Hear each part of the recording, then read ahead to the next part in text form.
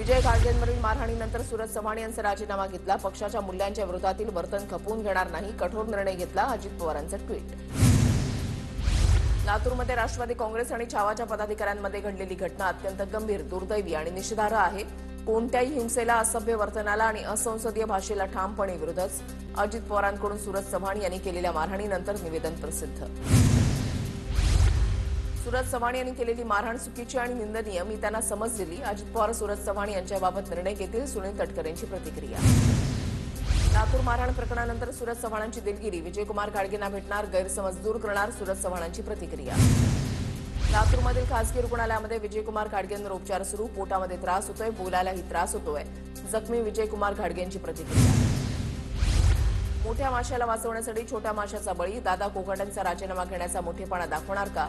सूरज चव्हाणांच्या राजीनाम्याच्या आदेशावर रोहिणी खडसेंचा सवाल. प्रफुल्ल लोढाचा जुना व्हिडिओ ट्विट करत राऊतांचा महाजनांना टोला, शिवसेना जमीनदोस्त करणाऱ्यांना हा व्हिडिओ अर्पण, अशी व्हिडिओला कॅप्शन. हनी ट्रॅप प्रकरणामध्ये पुरावे असल्याचा व्हिडिओमध्ये लोढाचा दावा. हनी ट्रॅपचे सूत्रधार फडणवीसांच्या मंत्रिमंडळामध्ये सभागृहातही त्यांच्या बाजूलाच बसले होते. प्रफुल्ल लोढाचे मुख्यमंत्री देवेंद्र फडणवीसांसोबतही फोटो, हा भाजप नेत्यांचा हस्तक. संजय राऊतांचा मोठा आरोप. प्रफुल्ल लोढावर हनी ट्रॅपच्या केसेस, सूत्र जामनेरमधून हल्ली. हनी ट्रॅप प्रकरणातील 4 मंत्र्यांपैकी 2 भाजपचे सीडी बाहेर येण्याच्या भीतीनं सुरतला पळाले. संजय राऊतांचा आरोप.